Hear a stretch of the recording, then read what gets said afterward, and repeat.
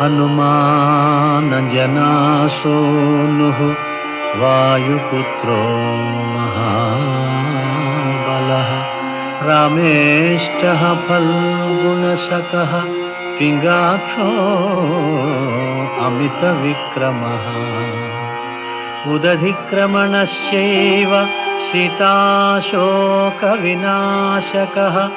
लक्ष्मणप्राणदाता च दशग्रीवस्य दर्पः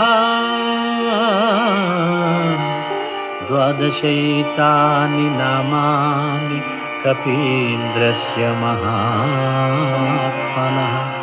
स्वापकाले पठेन्नित्यं यात्राकाले विशेषतः तस्य मृत्युभयं नास्ति सर्वत्र विजयी भवेत्।